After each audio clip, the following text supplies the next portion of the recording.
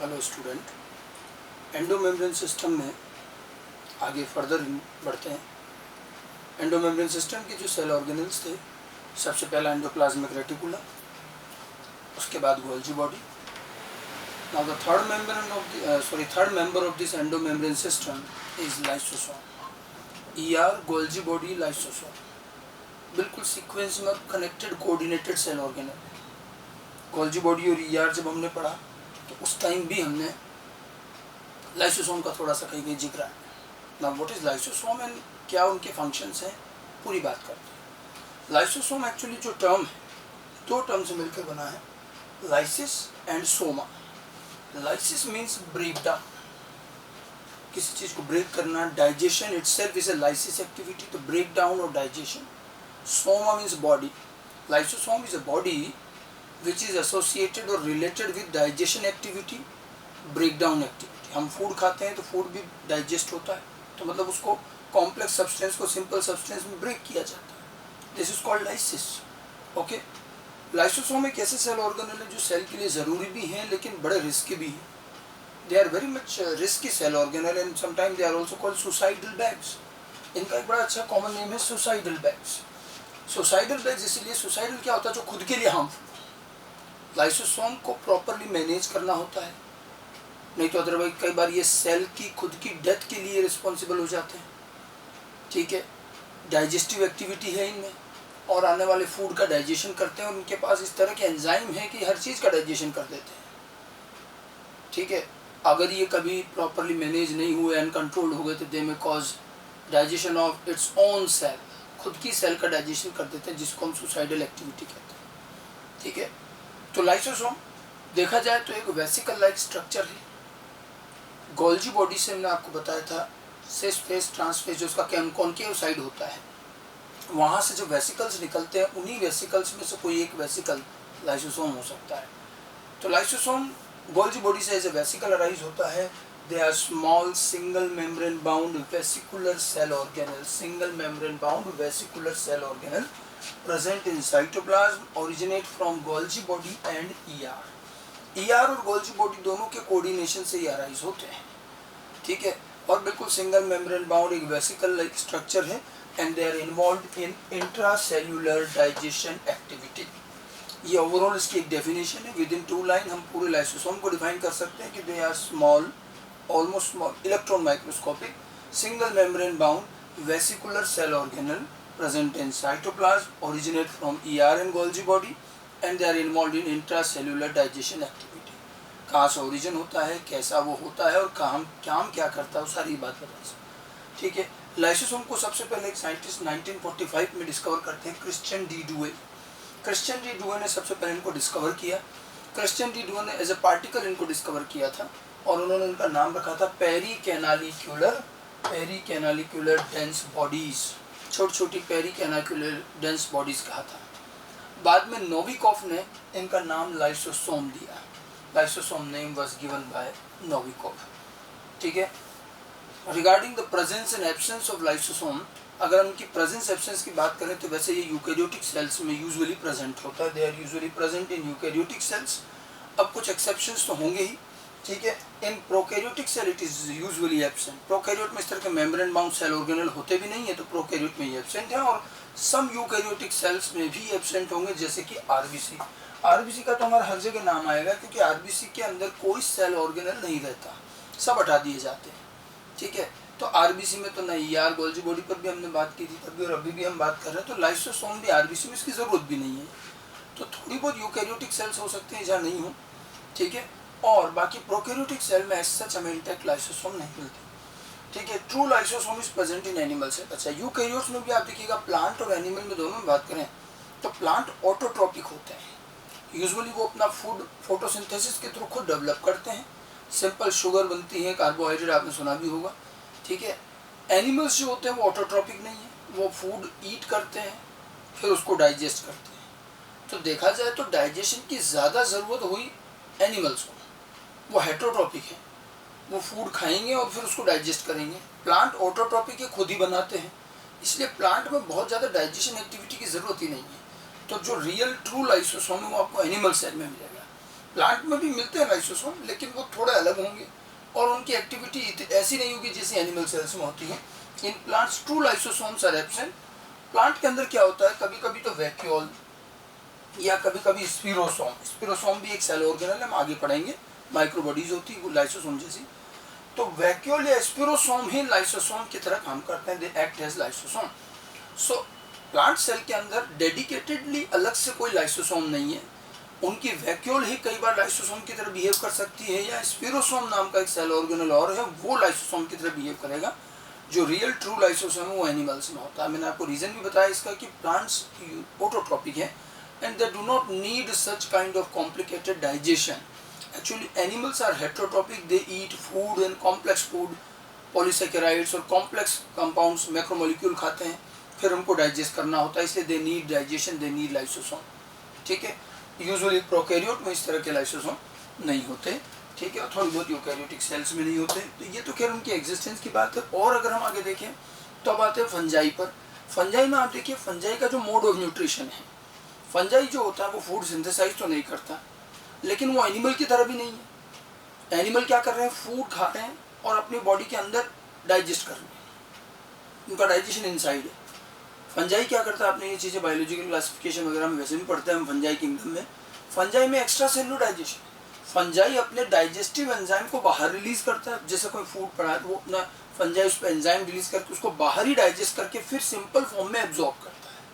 वो एक absorptive phenomenon है, तो वो डाइजेशन बाहर करता है। तो लाइसोसोमल एंजाइम फंजाई में भी होंगे and they need actually, but वो लाइसोसोम सेल के अंदर काम करने की बजाय लाइसोसोम के एंजाइम को बाहर रिलीज कर देते हैं, सिक्रीट कर देते हैं, फिर बाहर डाइजेशन होता है, फिर उसके बाद वो एब्जॉर्ब करते हैं। So in fungi good number of lysosomes are present, of course they are, ठीक है, they secrete their digestive enzyme outside, लेकिन ये एंजाइम को बाहर सिक्रीट करेंगे फॉर एक्स्ट्रा सेल्यूलर डाइजेशन।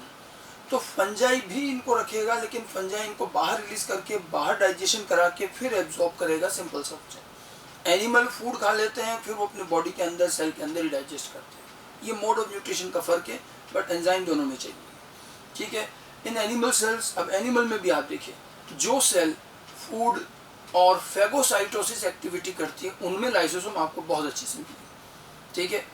कुछ सेल्स हैं जिनका बेसिकली फेगोसाइटोसिस का काम रहता है। फेगोसाइटोसिस आपको सेल मेम्ब्रेन में बताया भी था, एंगल्फिंग, ठीक है, cell eating, cell drinking, phagocytosis, pinocytosis, जो एंडोसाइटोसिस होता है।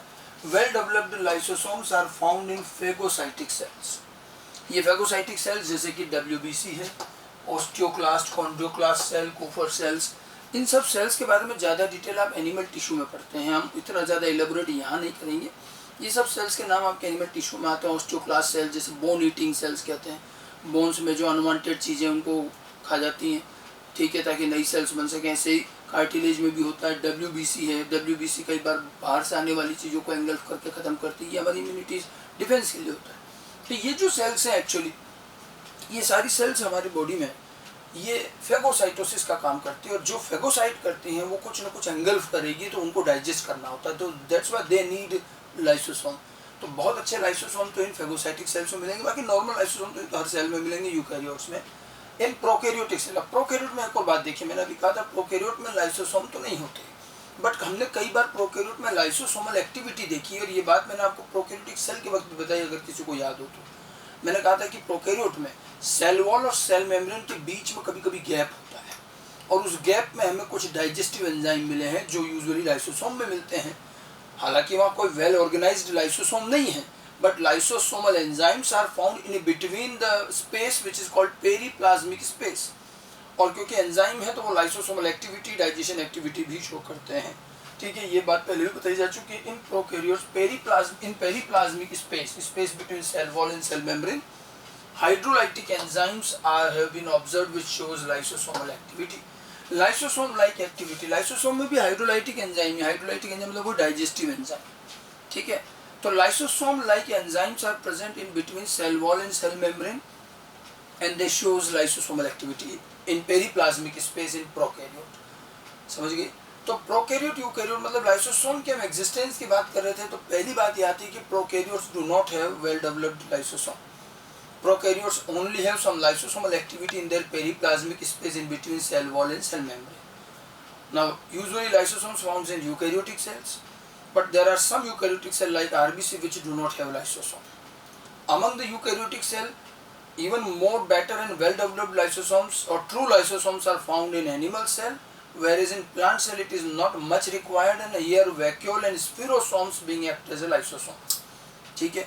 Now in animal cell also, those cells which are involved in phagocytic activities like WBC, osteoclast, chondroclast cells, they have even more and well developed lysosome than the other animal cells. तो ये तो हमने lysosome की occurrence की बात की कि lysosome कहाँ होगा, किस में होगा, किस में नहीं होगा. ठीक है.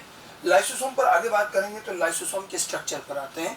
हम शुरू से कह रहे हैं it is a vesicle like structure, तो बहुत कॉम्प्लिकेटेड स्ट्रक्चर नहीं है. ठीक है. They are small single membrane bound vesicular cell organelle. Their structure consist of two part. देखिए इस तरह का एक वेसिकल है, सिर्फ एक balloon like structure. They are having a limiting membrane outside. ठीक है. एंड इसके अलावा एक मैट्रिक्स. लिमिटिंग मेम्ब्रेन बिल्कुल सेल मेम्ब्रेन की तरह है, और जो डाइजेस्टिव एंजाइम्स है वो सब इस मैट्रिक्स के अंदर है. तो लाइसोसोम का स्ट्रक्चर ले दे करके बस इतना सही है, ज़्यादा कुछ भी नहीं है, कोई बहुत कॉम्प्लिकेशन नहीं है. बैलून लाइक वेसिकल्स होते हैं. ठीक है. इसमें अगर हम मेम्ब्रेन की बात की जाए, लिमिटिंग मेम्ब्रेन, लाइसोसोम की मेम्ब्रेन होती तो सेल मेम्ब्रेन के जैसी. ठीक है. लेकिन लाइसोसोम की ये जो मेम्ब्रेन है ये है बड़ी इंपॉर्टेंट. लाइसोसोम की मेम्ब्रेन का स्टेबल होना और इंटैक्ट रहना बहुत ज़रूरी है. If it get ruptured somehow, then it may be suicidal for cell. क्योंकि लाइसोसोम की जो अंदर मैट्रिक्स है उसमें बहुत सारे डाइजेस्टिव एंजाइम हैं, और ये जो मेम्ब्रेन होती है इन डाइजेस्टिव एंजाइम को इनक्लोज करके रखती है, बाहर नहीं आने देती. अगर किसी तरह से ये रप्चर हो गई, डैमेज हो गई, तो ये एंजाइम बाहर आ जाएंगे और आसपास की जो चीज़ें हैं उनका डाइजेशन करने लग जाएंगे, तो सेल के लिए सुसाइडल एक्टिविटी हो गई, सेल की खुद की डेथ हो जाएगी. इसलिए ये लिमिटिंग मेम्ब्रेन बड़ी इंपॉर्टेंट हो जाती है. Cell membrane like lipoproteinaceous trilaminar membrane with 70 to 80 angstrom in thickness. 70 to 80 angstrom lipoproteinaceous trilaminar, जो एक यूजुअल मेम्ब्रेन होती है वैसी है. ठीक है. It limits lysosomal matrix and do not allow it to come out. ये लाइसोसोमल मैट्रिक्स को लिमिट करती हैं, बाहर नहीं आने देती हैं. ठीक है. इट्स स्टेबिलिटी, देखिए मैं जो चीज़ आपको बता रहा हूँ, इस मेम्ब्रेन की जो stability is very important for survival of cell. ठीक है. If this membrane get ruptured, the matrix will come out and digest various cell organelles. अगर ये रप्चर हो जाती है तो एंजाइम बाहर आ जाएंगे और सारे सेल ऑर्गेनल को डाइजेस्ट करने लग जाएंगे, एंड फाइनली पूरी एंटायर सेल को डाइजेस्ट कर लेंगे. ठीक है. That's why lysosome is also known as suicidal bags. Lysosome को सुसाइडल बैग्स कहने के पीछे रीजन यही है कि अगर ये थोड़े बहुत अगर कहीं मैनेज नहीं हुए तो सेल की डेथ के लिए भी रिस्पॉन्सिबल हो सकते हैं. ठीक है. इनको सुसाइडल बैग्स भी कहते हैं. नाउ अब देखिए मेम्ब्रेन में कुछ और बातें अगर देखें तो मेम्ब्रेन में, लाइसोसोम की मेम्ब्रेन में एक खास चीज और है, इसमें एक प्रोटॉन पंप चलता है, प्रोटॉन H+. प्रोटॉन पंप चलता है जो क्या करता है, बाहर से H+ को लाइसोसोम के अंदर पंप करता है. अब आप देखिए जब बाहर से H+ अंदर आएंगे तो अंदर H+ इकट्ठे होने लगेंगे, और जब H+ बढ़ता है तो शायद आपको पता होगा pH एसिडिक होती जाएगी. H+ ज़्यादा होगा तो pH एसिडिक कंटेंट हो गया. ठीक है. तो लाइसोसोम के अंदर एक एसिडिक एनवायरनमेंट मेंटेन रहता है, और वो ज़रूरी है क्योंकि लाइसोसोम के जो एंजाइम हैं वो एसिडिक कंडीशन में ही काम करते हैं. उस एसिडिक कंडीशन, उस पीएच को, एसिडिक पीएच को मेंटेन करने के लिए मेम्ब्रेन में प्रोटॉन पंप चलता है. ये प्रोटॉन पंप साइटोप्लाज्म से H+ को लाइसोसोम में पंप करता है. लाइसोसोम में प्रोटॉन के एक्सेस होने पर पीएच एसिडिक हो जाता है, डिक्रीज हो जाता है. ठीक है. देखिए in membrane of lysosome active proton H+ pump, ये एक्टिव प्रोटॉन पंप ऑपरेट्स. ठीक है. Which pushes H+ ion into lysosome which creates acidic pH in lysosome. जो ये लाइसोसोम में एक एसिडिक pH क्रिएट करेंगे. It is essential for the working of lysosomal enzyme. तो इसकी मेम्ब्रेन में एक प्रोटॉन पंप रन करता है, और ये एक्टिव है, मतलब एनर्जी कंज्यूम करके करेंगे हम. ठीक है. क्योंकि आप देखिए अंदर जब प्रोटॉन आएगा, प्रोटॉन अंदर वैसे भी ज़्यादा है, बाहर मान लो कम है, तो वही बात है लो कंसनट्रेशन से हाई कंसनट्रेशन ला रही है, एक्टिवली लाया जाएगा. ठीक है. और इससे एक एसिडिक कंडीशन क्रिएट की जाएगी और ये लाइसोसोम के एंजाइम के लिए ज़रूरी है, ध्यान रखिएगा। नाउ जब हम बात इसकी स्टेबिलिटी की कर रहे थे तो हमने ये भी देखा कि कुछ कंपाउंड्स ऐसे होते हैं जो लाइसोसोम के मेम्ब्रेन की स्टेबिलिटी को इंक्रीज करते हैं, जिससे लाइसोसोम और अच्छे से इंटैक्ट रहता है, बर्स्ट नहीं होता। They are called membrane stabilizer. लेकिन कुछ कंपाउंड ऐसे हैं जो लाइसोसोम के मेम्ब्रेन की स्टेबिलिटी को डिक्रीज कर देते हैं, दे आर कॉल्ड मेम्ब्रेन लेबिलाइजर। तो जब हम लिमिटिंग मेम्ब्रेन की बात कर रहे हैं तो उनके स्टेबिलाइजर और लेबिलाइजर को अच्छे से ध्यान रखिए, ठीक है। इसमें देखिए क्या है, there are some chemical compounds which increases the stability of membrane, ठीक है, they are called membrane stabilizer. अब आपको इनके नाम ध्यान रखने हैं, जैसे कोलेस्ट्रॉल जो होता है, मैंने आपको सेल मेम्ब्रेन में भी बताया था, कोलेस्ट्रॉल मेम्ब्रेन स्टेबिलिटी के लिए होता है, तो कोलेस्ट्रॉल स्टेबिलाइजर है। देन उसके बाद कोर्टिसोल, कोर्टिसोन, ये सब लिपिड बेस्ड कंपाउंड हैं, कोलेस्ट्रॉल से मिलते जुलते हैं। कोलेस्ट्रॉल, कोर्टिसोन, कोर्टिसोल, ये सब स्टेबिलाइजर कहलाए जाएंगे। और भी हैं, देखिए क्लोरोक्वीन, ठीक है, ग्लूकोकोर्टिकोइड्स, ज़्यादातर ये सब लिपिड बेस्ड कंपाउंड हैं जो मेम्ब्रेन को स्टेबलाइज करते हैं, जैसे नॉर्मली एक कोलेस्ट्रॉल तो करता ही है, उसी तरह से ये कंपाउंड्स अगर हैं तो लाइसोसोम के मेम्ब्रेन इजीली रप्चर नहीं होती है, ये स्टेबलाइज रहती है, ठीक है। लेकिन कुछ कंपाउंड ऐसे भी हैं जो उल्टा और अनस्टेबल करते हैं, ठीक है। Similarly there are some chemical compounds which decreases the stability of membrane and they are called membrane labilizer. कुछ मेम्ब्रेन लेबिलाइजर भी ध्यान रखिएगा, जैसे एक है प्रोजेस्टेरॉन, ये हार्मोन्स है, प्रोजेस्टेरॉन, टेस्टोस्टेरॉन। विटामिन होते हैं, विटामिन ए, डी, ई, के, ये सब एक्सेस अमाउंट में ही हार्मफुल करेंगे, ध्यान रखना। ऐसा नहीं, नॉर्मली तो ये भी न्यूट्रिएंट हमारे लिए, ये भी सेल में होते हैं, बॉडी में चाहिए, बट ये सब एक्सेसिव वाली बातें हैं। विटामिन ए, डी, के, यूवी रेडिएशंस, बाइल साल्ट, ये चीज़ें वैसे यूज़फुल हैं हमारे लिए, ठीक है, लेकिन ये लाइसोसोम की मेम्ब्रेन की स्टेबिलिटी को डिक्रीज भी करते हैं, इनको मेम्ब्रेन लेबिलाइजर कहेंगे, ठीक है। सो लाइसोसोम की लिमिटिंग मेम्ब्रेन की हमने बात करी। एज सच तो ये सेल मेम्ब्रेन लाइक लाइपोप्रोटीनेस ट्राइलेमिनर मेम्ब्रेन है, ठीक है। इस मेम्ब्रेन की जो खास बात है, ये मेम्ब्रेन की स्टेबिलिटी है, क्योंकि ये मेम्ब्रेन लाइसोसोमल मैट्रिक्स को बाहर नहीं आने देगी। अगर ये किसी तरह से रप्चर हो गई तो मैट्रिक्स बाहर आ जाएगी और या आसपास के सेल ऑर्गेनल डाइजेस्ट करने लग जाएगी, पूरी सेल खत्म हो जाएगी, सुसाइडल एक्टिविटी होगी, ठीक है। मेम्ब्रेन की स्टेबिलिटी इसलिए ज़रूरी है। मेम्ब्रेन को स्टेबलाइज करने के कुछ कंपाउंड है जिनको हम मेम्ब्रेन स्टेबलाइजर कहेंगे, कोलेस्ट्रॉल, कोर्टिसोन इस तरह के जो हैं, और कुछ हैं जो मेम्ब्रेन की स्टेबिलिटी को डिक्रीज करते हैं, ये लेबिलाइजर कहलाएंगे। और इन सब के अलावा इस मेम्ब्रेन में एक प्रोटॉन पंप चलता है और ये प्रोटॉन पंप लाइसोसोम के अंदर एसिडिक एनवायरनमेंट क्रिएट करता है, पीएच को लो कर देता है, H+ को बाहर से अंदर पंप करता है। समझ में आ गई बात।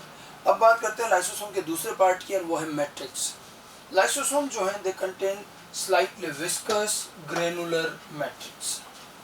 अब लाइसोसोम के अंदर और कुछ नहीं, एक मैट्रिक्स भरी हुई है, granular matrix, and this consist of several digestive enzymes. इसमें बहुत सारे डाइजेस्टिव एंजाइम है, approximate 40 to 50 types. 40 to 50 type के लाइसोसोमल एंजाइम्स हैं, डाइजेस्टिव एंजाइम जो लाइसोसोम के अंदर मिलते हैं, and they can digest almost all type of macromolecule. आप देखिए इतने सारे एंजाइम हैं कि फूड में हमारे जितने मैक्रोमोलिक्यूल होते हैं ये सबको डाइजेस्ट कर सकता है, एक को छोड़कर, and this is cellulose. Except cellulose, cellulose को छोड़कर लाइसोसोम एवरीथिंग डाइजेस्ट करता है, सब कुछ डाइजेस्ट कर सकता है सेल्यूलोज को छोड़कर, ठीक है। दिस डाइजेस्टिव एंजाइम, लाइसोसोम के जो डाइजेस्टिव एंजाइम हैं उनको हम हाइड्रोलाइटिक एंजाइम कहते हैं। बेसिकली ये जब फूड का ब्रेक डाउन कर रहे हैं तो हाइड्रोलिसिस करते हैं with the help of water, ये हाइड्रोलाइज करते हैं, इसलिए इनको हाइड्रोलाइटिक एंजाइम कहते हैं। They need acidic condition for their activity, इसलिए इनको एसिडिक हाइड्रोलाइटिक एंजाइम या एसिड हाइड्रोलिसिस भी कह सकते हैं। pH 4 से 5 के आसपास चाहिएगा ये हाइड्रोलाइटिक एंजाइम। इस पर बहुत बार क्वेश्चन आ चुका है कि lysosome contain which type of enzyme, hydrolytic enzyme. They works in acidic pH 4 और 5, और दैट्स वाई इनका बेटर नाम ये है कि हम इनको एसिडिक हाइड्रोलाइटिक एंजाइम कहें या एसिड हाइड्रोलिसिस, एक ही बात है, एसिडिक हाइड्रोलाइटिक एंजाइम या एसिड हाइड्रोलिसिस कहा जाए, ठीक है। लाइसोसोम बड़ा इंपॉर्टेंट सेल ऑर्गेनल है, क्वेश्चन भी काफ़ी अच्छे आते हैं, to the point direct question आते हैं, ठीक है। तो ये जितनी भी चीज़ें आप अपनी कॉपी में भी नोट करते जाएं, और इम्पॉर्टेंट चीज़ें हैं ताकि हम एक साथ पूरा लाइसोसोम को समराइज कर सकें, ठीक है। लाइसोसोम के अंदर देखिए एंजाइम्स कौन कौन से हैं, थोड़ा सा एंजाइम के बारे में और देखें। Lysosomal enzymes can be divided into 6 categories. अब हम क्या करेंगे, लाइसोसोम को अलग अलग 6 कैटेगरी में उनके सबस्ट्रेट के अकॉर्डिंग डिवाइड कर, कौन से एंजाइम कौन किस चीज़ का डाइजेशन कर रहे हैं, सबस्ट्रेट के अकॉर्डिंग इनको हमने 6 कैटेगरी में डिवाइड किया है। ये जो 6 कैटेगरीज हैं लाइसोसोम की, इसमें देखिए सबसे पहले है ग्लाइकोसाइडेज, ये ग्रुप है, glycosidase group of enzyme. Glycosidase देखिए, ग्लाइको वर्ड जब भी आता है मतलब carbohydrate, glycosidic enzyme digestion of carbohydrate के लिए रहेगा, ठीक है। इसमें बहुत सारे एंजाइम है, ये तो ग्रुप है। ऐसे फिर एस्टरेज या लाइपेज, एस्टरेज और लाइपेज एंजाइम नाम से दिख रहा है, ये डाइजेशन ऑफ लिपिड के लिए रहेंगे। Then protease enzyme for digestion of protein, food के अंदर कार्बोहाइड्रेट लिपिड प्रोटीन 3 मेजर चीज होगी। देन उसके बाद है न्यूक्लियस एंजाइम, जो न्यूक्लिक एसिड, ये एक और मैक्रोमोलिक्यूल है इनको डाइजेस्ट करने में। इसके अलावा 2 और हैं, सल्फेटेज एंड फॉस्फेटेज, मतलब sulphate containing compound and phosphate group containing compounds food में ये भी काफ़ी होंगे, digestion of sulphate compound and phosphate compounds. तो इस तरह से कुल मिलाकर 6 ग्रुप हो गए, ग्लाइकोसाइडेज, लाइपेज या एस्टरेज, प्रोटीएज एंड न्यूक्लियस, ये तो 4 बड़े मेजर मैक्रोमोलिक्यूल, उसके अलावा सल्फेटेज एंड फॉस्फेटेज। तो ये 6 नाम ध्यान रख लें। हाँ, इनमें से जो सबसे ज़्यादा अमाउंट में एंजाइम मिलता है, जिसको हम मार्कर एंजाइम ऑफ लाइसोसोम कहते हैं, वो ये फॉस्फेटेज में आएगा। Acid phosphatase enzyme is found in maximum amount. Acid तो इसलिए क्योंकि वो एसिडिक कंडीशन में काम करते हैं। एसिड फॉस्फेटेज एंजाइम सबसे ज़्यादा मिलते हैं, it is maximum in amount and that's why it is also called marker enzyme of lysosome. Lysosome का मार्कर एंजाइम कहा जाता है, मार्कर एंजाइम ऑफ लाइसोसोम, ठीक है। जैसे हमने गोल्जी बॉडी में भी मार्कर एंजाइम की बात की थी, न्यूक्लियोसाइड डाइफॉस्फेटेज, मतलब एक पर्टिकुलर वो एंजाइम है जो ज़्यादा मिलता है। यहाँ पर जो है एसिड फॉस्फेटेज काफ़ी मिलते हैं और ये मार्कर एंजाइम भी कह रहे हैं, ठीक है। लाइसोसोम के स्ट्रक्चर में बेसिकली 2 ही चीज़ें हैं, उसकी मेम्ब्रेन और उसके अंदर मैट्रिक्स, और मैट्रिक्स में मिलने वाले वेरियस एंजाइम, ठीक है। आगे बढ़ते हैं, लाइसोसोम के ओरिजिन या बायोजेनेसिस पर बात करते हैं। ये तो था स्ट्रक्चर कि आखिर लाइसोसोम कहाँ से ओरिजिनेट होता है, कैसे बनता है। बायोजेनेसिस का मतलब होता है बायोलॉजिकल ओरिजिन, ठीक है, बायोजेनेसिस और ओरिजिन ऑफ लाइसोसोम। जैसे हम गोल्जी बॉडी के लिए भी कहते हैं कि गोल्जी बॉडी का भी ओरिजिन कहाँ से हुआ है, ईआर से। ER is the parental cell organ, ER से सब कुछ बनते हैं। ये गोल्जी बॉडी भी बना, और आज गोल्जी बॉडी भी जो काम कर रहा है, और मान लो हमें लाइसोसोम गोल्जी बॉडी से भी राइज होता दिख रहा है, लेकिन उसमें ईआर की हेल्प तो रहेगी। नोविकोव ने लाइसोसोम के ओरिजिन को लेकर के एक बड़ा अच्छा सिस्टम समझाया, गर्ल सिस्टम, GERL सिस्टम, उसको गर्ल सिस्टम भी बोला जाता है। For the biogenesis of lysosome GERL girl system was suggested by Novikov. GERL means क्या होता है, Golgi associated ER which forms lysosomes, ठीक है। Golgi associated ER which forms lysosome, GERL, G for Golgi body, ER and lysosome, इनका पूरा coordination है, ठीक है। एक्चुअली इसमें क्या होता है, देखो लाइसोसोमल एंजाइम, एंजाइम क्या है, प्रोटीन, प्रोटीन सिंथेसिस कहाँ होता है, RER। तो देखिए शुरुआत वहीं से होती है, RER पर प्रोटीन बनेगा और वहाँ फिर लाइसोसोमल एंजाइम, उन्हीं प्रोटीन में कुछ लाइसोसोमल एंजाइम भी होंगे, तो थोड़ा बनना तो वो वहीं शुरू हो जाते हैं। फिर लाइसोसोम क्या, ER क्या करता है, इन इनकम्प्लीटली फॉर्म्ड एंजाइम को गोल्जी बॉडी को फिर भेज देता है। गोल्जी बॉडी इन लाइसोसोमल एंजाइम का complete synthesis, modification, maturation finally तैयार कर देते हैं। फिर गोल्जी बॉडी इसको अपने कॉन्केव साइट से एज ए वेसिकल के फॉर्म में अलग रिलीज कर देते हैं और वही लाइसोसोम कहलाता है। तो हमें दिखेगा तो ऐसा जैसे गोल्जी बॉडी से रिलीज हुआ है, लेकिन इसमें ER से ही चीजें आई, ठीक है। Lysosomal enzymes are synthesized by ER which are transferred to Golgi body for final modification and maturation, and then finally all these enzymes are released from Golgi body in a vesicle, and this vesicle is being known as lysosome, ठीक है। Lysosome हमेशा requirement base पर बनेगा, कोई permanently cell में नहीं रहता। जब डाइजेशन की जरूरत होगी गोल्जी बॉडी से इसी तरह से एक लाइसोसोम पिंच ऑफ हो जाएगा। तो ऐसा नहीं जैसे गोल्जी बॉडी या तो परमानेंटली प्रेजेंट है। लाइसोसोम में वैसे भी एंजाइम्स हैं, डाइजेस्टिव एंजाइम है, सुसाइडल हो सकता है, तो इसको केवल तभी बनाएंगे जब इसकी ज़रूरत होगी। तो ये टाइम टू टाइम बनते हैं और ये कोई लॉन्ग लिव्ड भी नहीं कि लाइसोसोम एक बार बन गया बस अब वही चलता रहेगा। लाइसोसोम एक अलग ही तरह का सेल ऑर्गेनल है। लाइसोसोम ओरिजिनेट होता है, वो डाइजेशन करता है और साथ साथ में ख़त्म हो जाता है। फिर हमें दोबारा डाइजेशन की ज़रूरत है, हम फिर से एक नया लाइसोसोम बनाएंगे। एक ही लाइसोसोम को मल्टीपल टाइम यूज़ नहीं होता। और लाइसोसोम जब ओरिजिनेट होता है और जब वो डाइजेशन करके ख़त्म होता है, उसका जो लाइफ स्पान है, लाइसोसोम अपने लाइफ स्पान में कई अलग अलग फॉर्म में चेंज होता है और इसके लिए कहा जाता है लाइसोसोम है पॉलीमॉर्फिज्म। ठीक है, हम स्ट्रक्चर और बायोजेनेसिस के बाद लाइसोसोम के पॉलीमॉर्फिज्म पर बात करेंगे। आप देखिए इस टर्म का मीनिंग क्या हुआ, polymorphism. Poly means many and morph means form. जब किसी चीज के बहुत सारे फॉर्म होते हैं तो पॉलीमॉर्फ कहा जाता है। ठीक है, लाइसोसोम का भी साथ यही, it exist in more than one forms. ये एक से ज्यादा फॉर्म में एग्जिस्ट करता है in its life span. Cell में जो लाइसोसोम की लाइफ स्पान है वो अपने लाइफ स्पान में एक से ज्यादा फॉर्म में एग्जिस्ट करता है। एक ही फॉर्म दूसरे में, दूसरा फॉर्म थर्ड फॉर्म में कन्वर्ट होता जाता है, फाइनली लाइसोसोम एंड हो जाता है। और मैंने आपको जैसा कहा, लाइसोसोम को परमानेंट सेल ऑर्गेनल नहीं है, ये वन टाइम यूज के लिए बनता है, यूज एंड थ्रो की तरह है। जब डाइजेशन की जरूरत है लाइसोसोम बनाया, डाइजेशन किया, खत्म। फिर जरूरत है फिर से बनाएंगे नए सिरे से। सो ये रिक्वायरमेंट के अकॉर्डिंग बनता है, परमानेंटली नहीं होता है। और इसके हमें अब तक 4 डिफरेंट फॉर्म मिले हैं और वही उसके फंक्शन को भी हमें समझा देंगे। 4 डिफरेंट फॉर्म्स है लाइसोसोम के। ठीक है, सबसे पहला लाइसोसोम इसमें आता है प्राइमरी लाइसोसोम। ठीक है, प्राइमरी लाइसोसोम। प्राइमरी लाइसोसोम बिल्कुल स्मॉल न्यूली फॉर्म्ड लाइसोसोम होता है, जो कि गोल्जी बॉडी से अराइज होगा। Small newly formed lysosome arises from Golgi body. तो गोल्जी बॉडी से जैसे एक लाइसोसोम अराइज हुआ वो प्राइमरी है।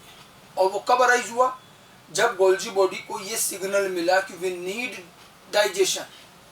तो हमें जब डाइजेशन की जरूरत होती है तो गोल्जी बॉडी एक लाइसोसोम अराइज करता है। यूजुअली जरूरत कब होगी, जैसे सेल ने सपोज बाहर से कोई फूड एंगल्फ किया। फूड की एंगल्फिंग को क्या कहते हैं, एंडोसाइटोसिस। सॉलिड फूड है फेगोसाइटोसिस, लिक्विड है पिनोसाइटोसिस, ये तो पढ़ रखा है। तो जैसे सेल ने कोई चीज एंगल्फ की, कुछ फूड खाया, अब उसको डाइजेस्ट करना पड़ेगा।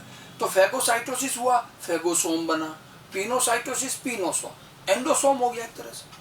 तो इधर तुरंत क्या हुआ, गोल्जी बॉडी से एक लाइसोसोम अराइज हुआ, ये प्राइमरी लाइसोसोम। अब ये प्राइमरी लाइसोसोम चलता चलता जाए, अभी इसके अंदर एंजाइम है लेकिन इनएक्टिव है, कोई डाइजेशन नहीं हो रहा। ठीक है, प्राइमरी लाइसोसोम जो होता है it consist of inactive digestive enzyme, और इसीलिए इसको कहा जाता है स्टोरेज ग्रैन्यूल। इसको और क्या बोलते हैं, स्टोरेज ग्रैन्यूल। ठीक है, it is formed when there is a need of intracellular digestion. जब सेल के अंदर डाइजेशन की जरूरत होगी तो ये बनाया जाएगा, यूजुअली आफ्टर फेगोसाइटोसिस और पिनोसाइटोसिस। यही बता रहा हूँ, फेगोसाइटोसिस पिनोसाइटोसिस के बाद ये बनता है। ठीक है, now it move towards the phagosome. वो जो फेगोसाइटोसिस से फेगोसोम पिनोसोम बना, अब ये प्राइमरी लाइसोसोम उसके पास जाएगा और ये दोनों फ्यूज हो जाते हैं।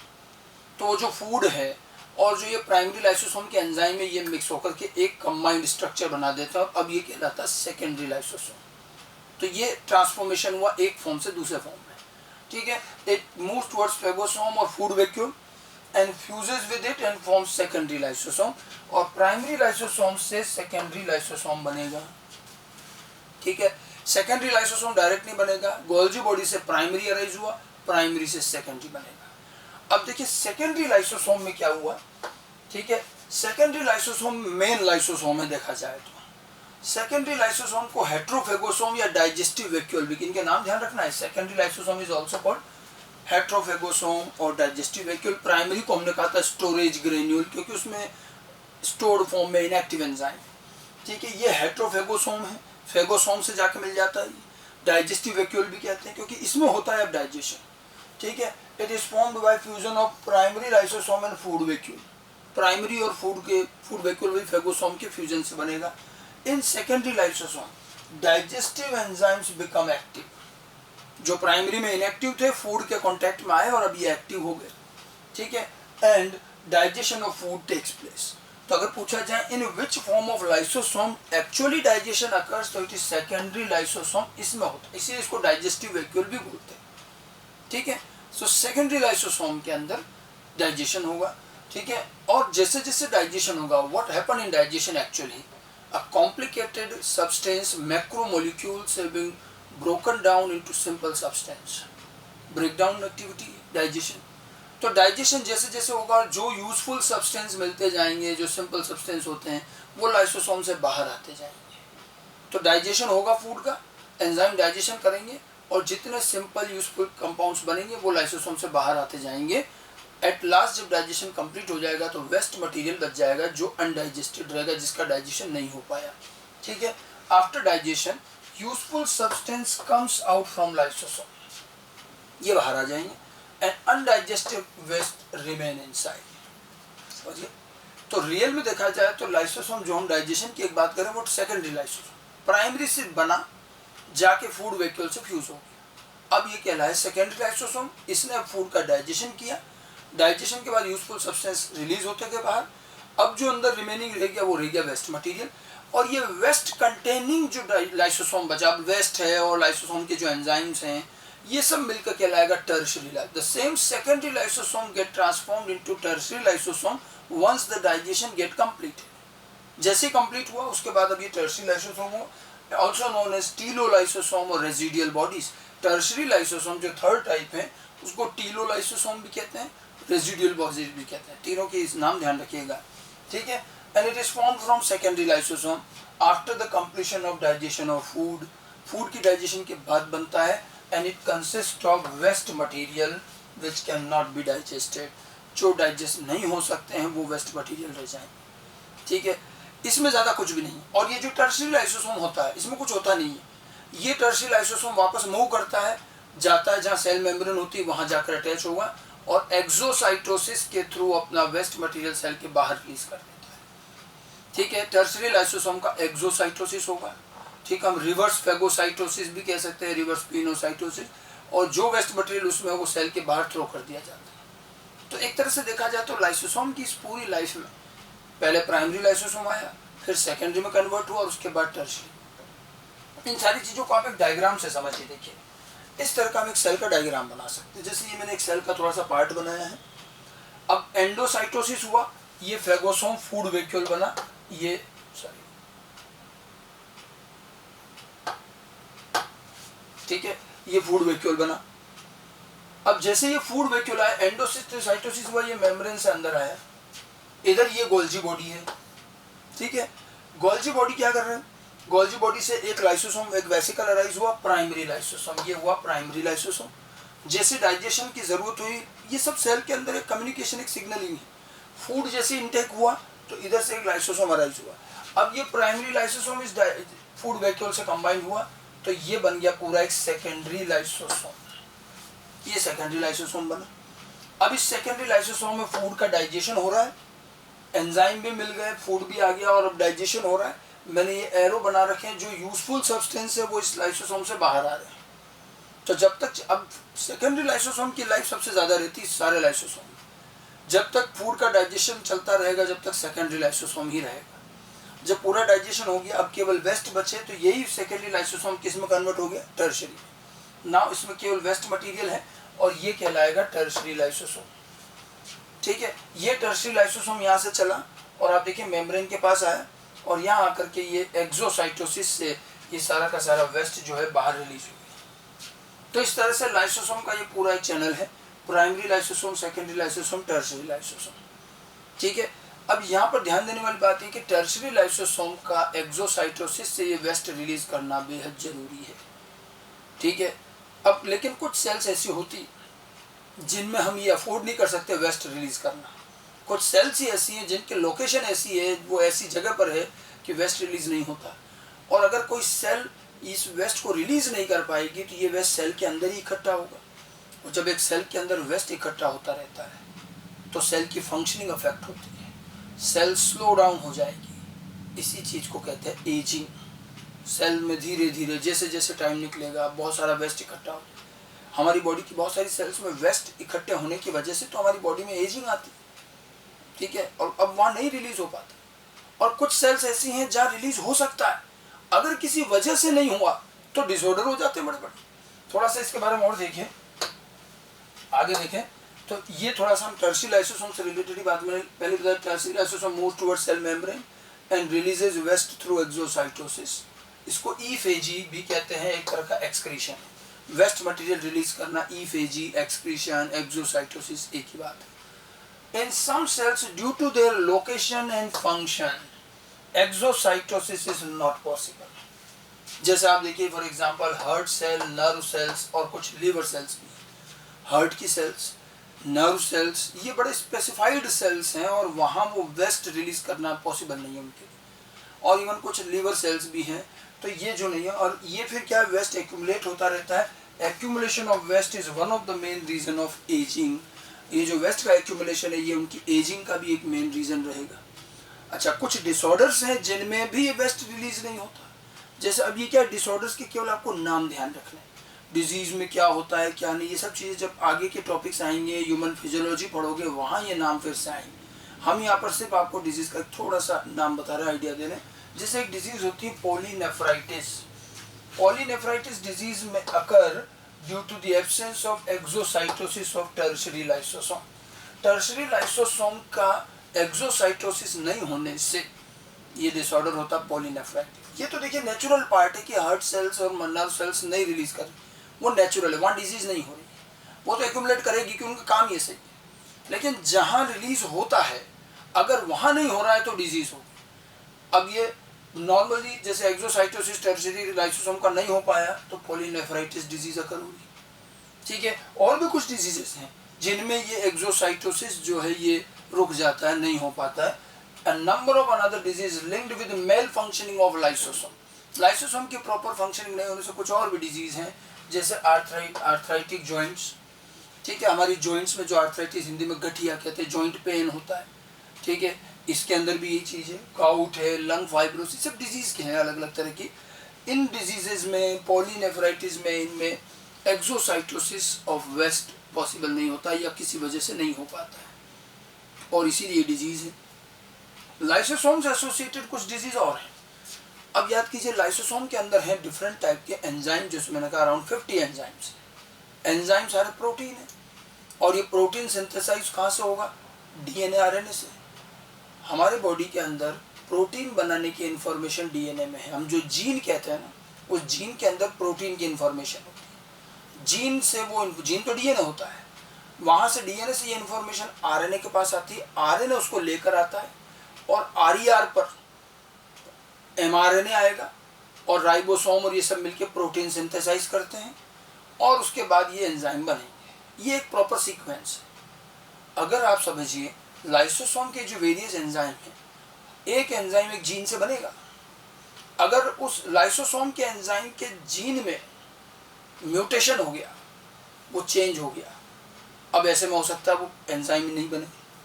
जीन के अंदर म्यूटेशन का मतलब है कुछ ना कुछ चेंज, जीन में चेंजेस हो जाने से फिर वो एंजाइम नहीं बनता। और अगर एक एंजाइम एब्सेंट है तो आप देखिए एक डिसऑर्डर हो जाएगा। अब एक पर्टिकुलर एंजाइम एब्सेंट है तो उनसे क्या होगा, वो एंजाइम जिस चीज का डाइजेशन कर रहा था, जिस सबस्ट्रेट का ब्रेकडाउन कर रहा था, अब वो एंजाइम नहीं है तो ब्रेकडाउन नहीं हुआ, तो वो सबस्ट्रेट एक्यूमुलेट होने लगे, इकट्ठा होने लगेगा। और जब भी कोई चीज एक्यूमुलेट होती है तो वो डिसऑर्डर होती है। सीधी सी बात है, लाइसोसोमल एंजाइम्स के किसी भी जीन के अंदर म्यूटेशन हुआ और एक पर्टिकुलर लाइसोसोमल एंजाइम अगर एब्सेंट हुआ तो कोई ना कोई डिसऑर्डर होगा। अब इसमें नंबर ऑफ डिजीज मिले हैं, मोर देन 20 डिफरेंट डिजीज देखे गए, अलग अलग लोगों ने डिस्कवर किए हैं, उनके नाम से डिजीज हैं। अब वो 20 डिजीज कौन सी है और किस में कौन सा एंजाइम एब्सेंट है, अपने को इतना डिटेल में भी नहीं जाना। ठीक है, थोड़ा सा हमने आइडिया बताया इसलिए कि अराउंड 20 जेनेटिक डिसऑर्डर। अब इनको जेनेटिक डिसऑर्डर कहेंगे, ये कोई इन्फेक्शन से नहीं हो रहा, हमारे जीन में चेंज हुआ है और ये जनरेशन टू जनरेशन चलता जाता है। तो 20 genetic disorder occurs in human being due to the deficiency of certain lysosomal enzyme. कोई न कोई किसी न किसी लाइसोसोमल एंजाइम की डेफिशिएंसी से ये जेनेटिक डिसऑर्डर होगा। बड़ा सिंपल सा आपको ध्यान रखना, लाइसोसोम में कोई भी एंजाइम एब्सेंट है तो वो एंजाइम जिस सबस्ट्रेट का ब्रेकडाउन कर रहा है वो सबस्ट्रेट का डाइजेशन नहीं होगा, वो सबस्ट्रेट एक्यूमुलेट होगा और उस सबस्ट्रेट के एक्यूमुलेशन से डिजीज होगी, जो प्रॉब्लम क्रिएट होगी वही डिजीज है। और लाइसोसोमल एंजाइम कब एब्सेंट होता है, जब उसके जीन में म्यूटेशन हो जाता है। तो ये जेनेटिक डिसऑर्डर है, इसका कोई ट्रीटमेंट नहीं है। जेनेटिक डिसऑर्डर का इनफैक्ट पर्टिकुलरली कोई ट्रीटमेंट नहीं है और ये जनरेशन टू जनरेशन चलते हैं। जैसे एक दो नाम हमने लिख रखे हैं बड़ी पॉपुलर से, हंटर सिंड्रोम, अब ये सब साइंटिस्ट जिन्होंने डिस्कवर किया उनके अकॉर्डिंग है। Hunter syndrome, Niemann Pick disease, Fabry's disease, Hurler disease, कई सारे हैं, मोर देन 20 डिफरेंट डिजीज हमें मिली हैं। ठीक है, डिजीज थोड़ी बहुत भले नाम ध्यान रखें तो ठीक है, नहीं तो अदरवाइज हमें कंसेप्ट पता होना चाहिए कि लाइसोसोमल एंजाइम एब्सेंट होने से क्या होगा। तो लाइसोसोमल एंजाइम एब्सेंट होने से जेनेटिक डिसऑर्डर अराइज होंगे। लाइसोसोमल एंजाइम कब नहीं होंगे? जब उनके जीन में म्यूटेशन हो जाएगा, तो ये तो एक जेनेटिक डिसऑर्डर है। उसके अलावा लाइसोसोम में टर्शरी लाइसोसोम का एक्सोसाइटोसिस नहीं होने से भी डिजीज होंगी, जो मैंने आपको पहले बताई। ठीक है, तो लाइसोसोम की मेल फंक्शनिंग जो है डिसऑर्डर कॉज करती है, प्रॉब्लम क्रिएट करती है। ठीक है, तो ये हमने पॉलीमॉर्फिज्म जो लाइसोसोम का पढ़ा उसमें अभी मैंने 3 ही बताया है, primary lysosome, secondary lysosome, tertiary lysosome. लेकिन एक 4th टाइप और होता है एंड दैट इज ऑटोलाइसोसोम और ऑटोफेगोसोम। ये थोड़ा सा डिफरेंट है, वो तो हमारे तीनों एक साथ बने, प्राइमरी से सेकेंडरी, सेकेंडरी से टर्शरी, राइट। लेकिन एक और है ऑटोफेगोसोम, ऑटोलाइसोसोम। इसमें क्या होता है, ये भी प्राइमरी से बनेगा and it is quite equivalent to secondary, ये है तो एक तरह का सेकेंडरी। ठीक है, इसमें क्या होता है, when primary lysosome fuses with any cell organelle, बड़ी खास बात देखिए, किसी सेल ऑर्गेनल किसी सेल स्ट्रक्चर से जाके फ्यूज हो जाए तो उसको ऑटोलाइसोसोम, मतलब ऑटो मतलब खुद, सेल्फ। अब प्राइमरी लाइसोसोम अराइज हुआ, अगर बाहर से आया हुआ फूड जिसको हम एंडोसाइटोसिस कहते हैं, फेगोसोम, उससे जाके फ्यूज होगा तो सेकेंडरी लाइसोसोम बनेगा। और कभी कभी ये प्राइमरी लाइसोसोम बाहर से आने वाले फूड की बजाय सेल के ही किसी सेल ऑर्गेनल से जाके फ्यूज हो जाता है। अगर लाइसोसोम किसी सेल ऑर्गेनल, सेल स्ट्रक्चर से फ्यूज हो गया, उसको बोलेंगे ऑटोलाइसोसोम। ऐसा होता है कई बार, सेल के ही किसी स्ट्रक्चर से फ्यूज हो जाए, अब होगा फ्यूज तो क्या करेगा, उसका भी डाइजेशन ही तो करेगा, उसका काम ही डाइजेशन है। ठीक है, in this lysosome digestive enzyme, again वो तो सेकेंडरी लाइसोसोम के जैसा ही ऑटोलाइसोसोम, अब इसमें भी डाइजेस्टिव एंजाइम एक्टिव हो जाएंगे and they digest cell organelle, जिस सेल ऑर्गेनल से जाके फ्यूज हुए उसका डाइजेशन कर देंगे। तो सेकेंडरी लाइसोसोम में भी डाइजेशन हो रहा है, वो बाहर से आने वाले फूड का हो रहा है। ऑटोलाइसोसोम में भी डाइजेशन हो रहा है, लेकिन ये सेल के ही किसी स्ट्रक्चर का है। ठीक है, after digestion autolysosome becomes tertiary lysosome. अब डाइजेशन के बाद ये भी किस में कन्वर्ट हो जाएगा, टर्शरी में। जैसे आप देखिए इस डायग्राम में मैंने बना रखा है, ये जो हमने इससे पहले का डायग्राम देखा था ये रहा। अब देखिए ये यहाँ मैंने बना रखा है, देखो ये एक सेल ऑर्गेनल बनाया है, सेल ऑर्गेनल, और ये प्राइमरी लाइसोसोम आकर के इससे फ्यूज हो गया। अब इसको कहेंगे ऑटोलाइसोसोम। यहाँ भी डाइजेशन होगा, डाइजेशन होने के बाद जो भी यूजफुल सब्सटेंस है वो इसमें से भी बाहर आ जाएंगे, जैसे इसमें से। ये दोनों इक्विवेलेंट है, सेकेंडरी लाइसोसोम, ऑटोलाइसोसोम। प्राइमरी से सेकेंडरी बन सकता है, प्राइमरी से ऑटोलाइसोसोम। डाइजेशन के बाद ये भी किस में कन्वर्ट हो गया, वेस्ट बचा, इसमें भी वेस्ट बचा, तो चाहे सेकेंडरी से भी टर्शरी बनेगा, ऑटोलाइसोसोम से भी टर्शरी, और फिर इसका रिलीज हो जाएगा। ठीक है, तो ऑटोलाइसोसोम भी आफ्टर डाइजेशन टर्शरी लाइसोसोम ही बनाएगा। अब बात ये आती है कि आखिर ऑटोलाइसोसोम बनाएंगे क्यों? क्यों सेल अपने ही सेल ऑर्गेनल को खा जाएगी। एक तो इसका यूजफुल एक्टिविटी अगर देखें पॉजिटिव साइड, तो ये है कि सेल के अंदर कई बार कुछ जो पुराने सेल ऑर्गेनल, सेल ऑर्गेनल भी नए नए बनते रहते हैं, तो जो old non functional cell organelle हैं, जो पुराने बेकार सेल ऑर्गेनल है, उनको हटाना पड़ेगा। तो ऐसे में ये लाइसोसोम बना के उनको डाइजेस्ट करा दिया जाता है। तो ये तो काम की बात हो गई। ठीक है, और कभी कभी तो हो सकता है ये एक्टिव किसी अच्छे भले काम करने वाले फंक्शनल सेल ऑर्गेनल से जाके फ्यूज हो जाए। अब देखिए अगर ये old non functional cell organelle से फ्यूज हो तब तक तो ये अच्छा है, इसको बोलते हैं ऑटोफेजी। जैसे देखिए when autophagosome digest old and non functional cell organelle, ठीक है, या फिर रिजर्व फूड, हाँ सेल के अंदर रिजर्व फूड भी तो देता है, इनसे अगर वो उनको डाइजेस्ट कर रहा है, then it is useful for cell and this function is called autophagy. Phagy का मतलब है ईटिंग की तरह, ऑटोफेजी कहते हैं।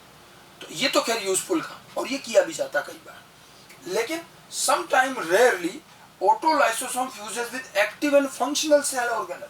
अगर ये कभी एक्टिव या फंक्शनल सेल ऑर्गेनल से फ्यूज हो जाता है, then it is being harmful and suicidal.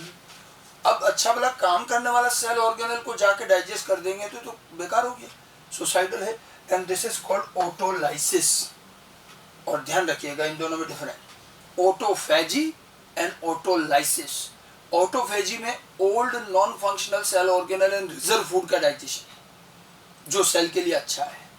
Autolysis में एक्टिव फंक्शनल सेल ऑर्गेनेल का डाइजेशन है और ये हार्मफुल है and it might be suicidal also. ये सब ऑटोलाइसोसोम में होता है कि कई बार प्राइमरी लाइसोसोम सेल के ही खुद के स्ट्रक्चर से जाके फ्यूज हो जाता है और उनको भी डाइजेस्ट कर देता है। तो इस तरह से लाइसोसोम के पॉलीमॉर्फिज्म में प्लियोमॉर्फिक सेल ऑर्गेनेल कहते हैं, पॉलीमॉर्फिक सेल ऑर्गेनेल कहते हैं, जो डिफरेंट फॉर्म्स में एग्जिस्ट करता है। लाइसोसोम ओरिजिनेट हुआ, डाइजेशन करता है और ख़त्म हो जाता है, और इसीलिए लाइसोसोम बार बार बनते हैं, कोई परमानेंटली एक ही बार बन के नहीं रहता।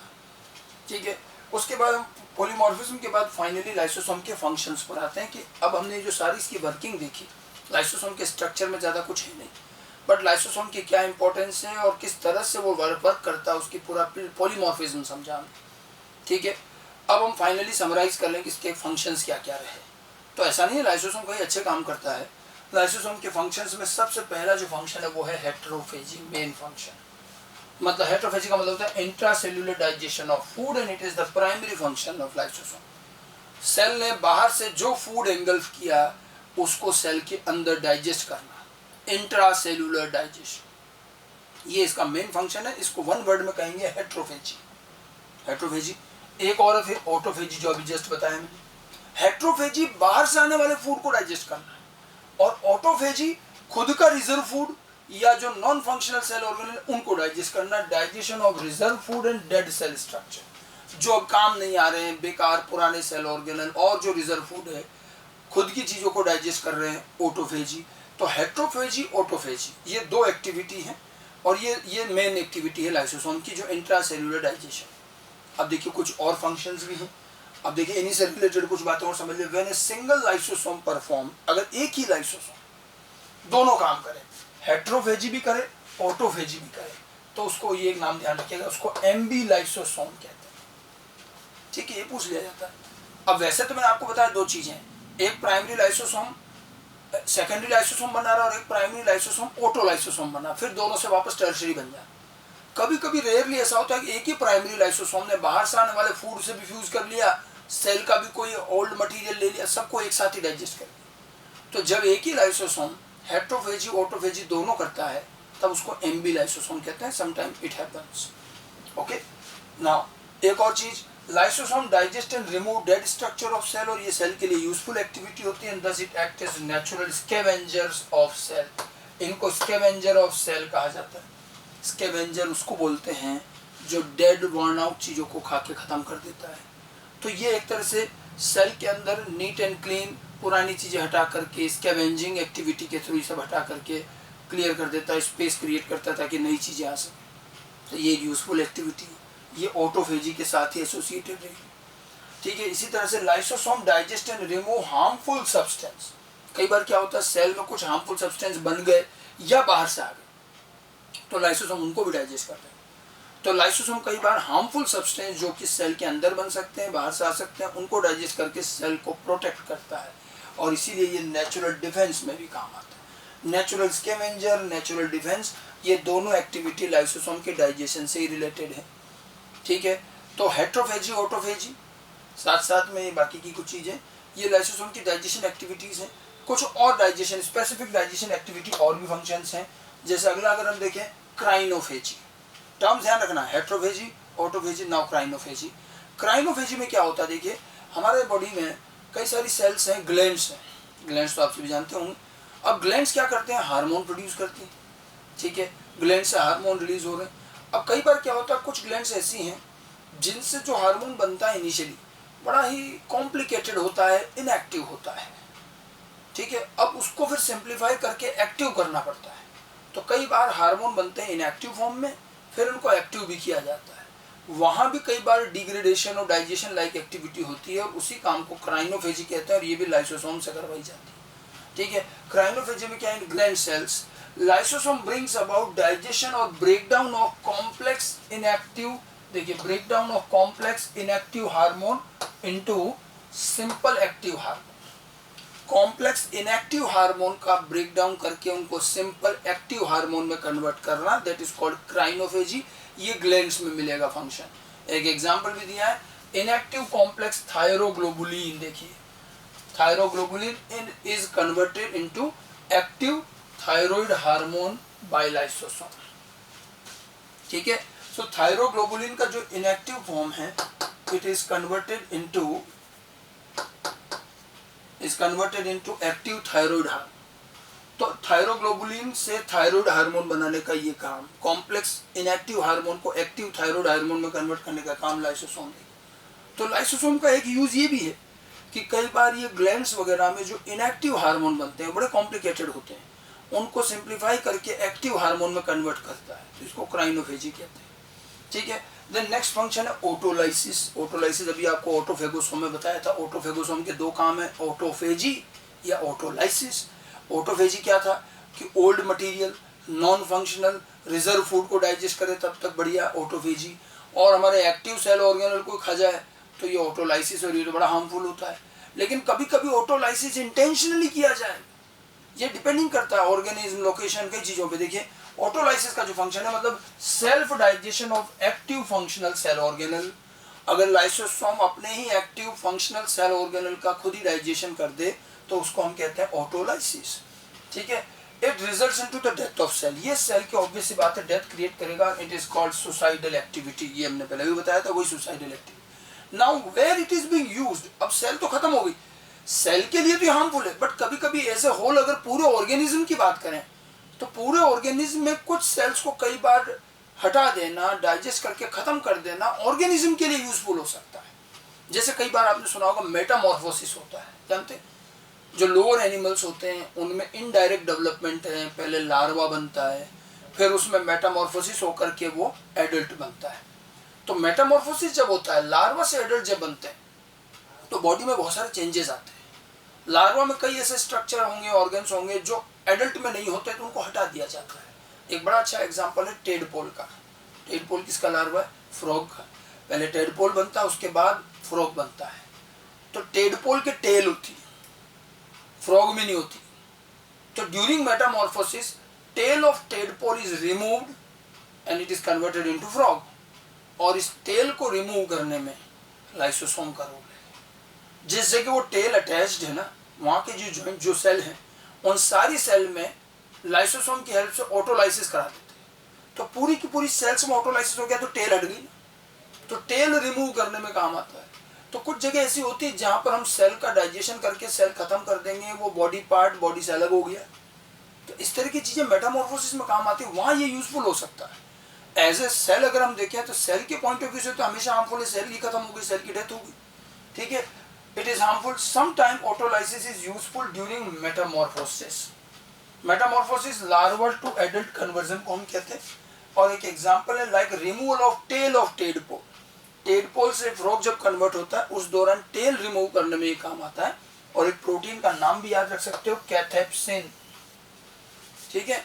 Cathepsin of lysosome digest the tail of tadpole of frog. ठीक है। कैथेप्सिन प्रोटीन लाइसोसोम के अंदर होता है और ये उस टेल को हटाने में बहुत बड़ी इंपॉर्टेंट रोल प्ले करता है।